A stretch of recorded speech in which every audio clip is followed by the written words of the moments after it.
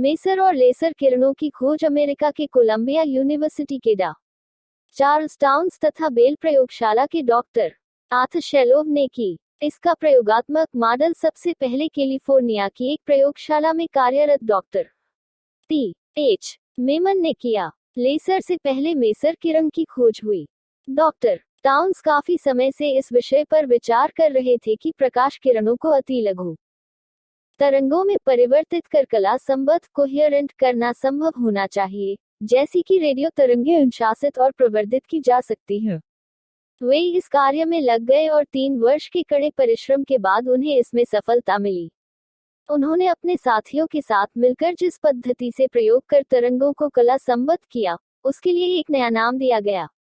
यह नाम था microwave amplification by stimulated emission of radiation. इस प्रकार इस नाम के शब्दों के प्रथम अक्षरों को लेकर इसका संक्षिप्त नाम मेसर बना। सभी प्रकार के पदार्थों पर प्रयोग करने के बाद टाउन्स को एक पेंसिल जितनी मोटी संश्लिष्ट माणिक्य रूबी छड़ द्वारा पहली मेसर बनाने में सफलता प्राप्त हुई। उन्होंने माणिक्य को सबसे पहले परम शून्य -2730 तक ठंडा किया। इस तापक्रम पर विद्युत प्रतिरोधकता खत्म हो जाती है। उसके बाद इस छड़ पर सूक्ष्म तरंगें डाली गईं। उसी समय लाखों परमाणु न्यूनतम से अधिकतम ऊर्जा के स्तर तक जा पहुंचे। उसके बाद सूक्ष्म तरंगों की आवृत्ति फ्रीक्वेंसी में परिवर्तन किया गया, जिससे परमाणु अचानक न्यूनतम स्तर तक पहुंच गए। इससे संप्रेरक तरंगों की आवृत्ति पर ही फोटन का उत्सर्जन होने लगता है। हर फोटन दूसरे परमाणुओं को आकर्षित कर संप्रेरित करता है और इस तरह प्रत्याशित उत्सर्जन श्रृंखला प्रक्रिया शुरू हो जाती है और परमाणुओं के अवधात ऊर्जा के बहुत ही निचले स्तर पर जा पहुंचते हैं। परिणामस्वरूप बहुत तेज विद्युत चुंबकीय संकेत उत्पन्न होते हैं। इन्हीं को मेसर कहते हैं। इसके बाद टाउन्स के एक अन्य सहयोगी भौतिक शास्त्री रिचर्ड गॉर्डन गर्ल ने प्रकाशिकीय मेसर के विकास पर और परीक्षण किए, जो लेसर की खोज में पहला कदम थे।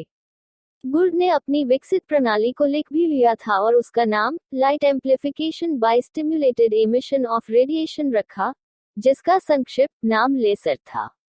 लेकिन टी. एच. मेमन ने सन 1960 में गुप्त रूप से लेसर को सबसे पहले बनाने का श्रेय प्राप्त किया। मेसर की ही तरह लेसर के प्रवर्धन का माध्यम भी संश्लिष्ट माणिक्य की शलाका थी, जो लगभग एक सिगरेट के बराबर थी।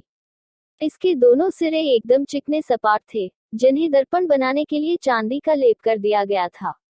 एक सिरे को कम लेप लगाकर अर्ध पारदर्शक बनाया गया था। इस शलाका को एक शक्तिशाली कंडलाकार जीनोन फ्लैश लैंप में लपेटा गया था। जब प्रकाश का छोटा स्पंद माणिक्य में पंप किया गया तो अर्ध पारदर्शक सिरे से गहरे लाल रंग का चमकीला प्रकाश पुंज लाइट बीम उत्पन्न हुआ। इस प्रकाश किरण में ऊर्जा का घनत्व बहुत अधिक था।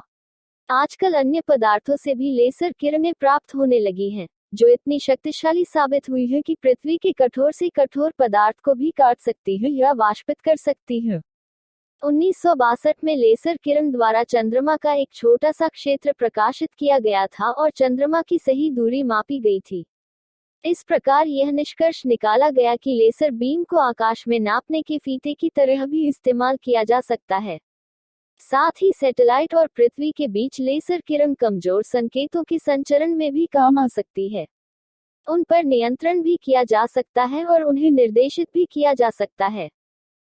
लेसर को 3 वर्गों में बांटा जा सकता है। पहले वर्ग में रूबी, याक, नियोडोमियम ग्लास आदि ठोस पदार्थ आते हैं। दूसरे में गैसीय पदार्थ और तीसरे में अर्धचालक आते हैं। गैसों में हीलियम, नियॉन और कार्बन डाइऑक्साइड मुख्य हैं तथा अर्धचालकों में गैलियम आर्सेनाइड से लेसर किरणें प्राप्त की जाती हैं। कार्बन डाइऑक्साइड से उत्पन्न लेसर किरणों की लंबाई कम होती है, लेकिन ये अधिक शक्तिशाली होती हैं। ये जिस पदार्थ पर डाली जाती हैं, उसे बहुत गर्म कर देती हैं। आशा है वर्तमान युद्धकला में कार्बन डाइऑक्साइड से उत्पन्न लेसर ही मृत्यु किरण के रूप में कहर ढाएंगी। एक विशेष प्रकार की लेसर पिस्तौल से आप बातचीत कर सकते हैं। इस पिस्तौल से एक पतला सा प्रकाश पुंज निकलता है, जो आपकी बातचीत द्वारा माइक्रोफोनिक की मदद से अधिमिश्रित होता है। फिर रिसीवर द्वारा यह पुंज बीम सुनने लायक ध्वनि में बदल जाता है। लेसर का उपयोग उद्योग धंधों में भी होने लगा है। लेसर किरण का उपयोग एक ड्रिल के रूप में किया जाता है। यह इस्पात को काटने या छेद करने के काम में आती है। यह हीरे तक में छेद कर डालती है। खदान खोदने और सुरंग बनाने में भी लेसर को पूर्णतया सक्षम पाया गया है। चिकित्सा क्षेत्र में भी लेसर किरण का महत्वपूर्ण योगदान रहा है। लेसर की एक बारीक किरण आंख के रेटिना के ऑपरेशन तक में प्रयुक्त की जा रही है। चीर फाड़ के लिए भी लेसर किरण का चिकित्सक उपयोग करने लगे हैं। भूकंप का पूर्वानुमान लेसर से सफलतापूर्वक लगाया जा सकता है। लेसर और कंप्यूटर में आपसी तालमेल बैठाकर बहुत से कार्य किए जा रहे हैं, जिसमें संचार व्यवस्था एक है। लेसर का सबसे ज्यादा चमत्कारी उपयोग फोटोग्राफी में हो रहा है। लेसर द्वारा फोटोग्राफी की इस पद्धति को होलोग्राफी नाम दिया गया है।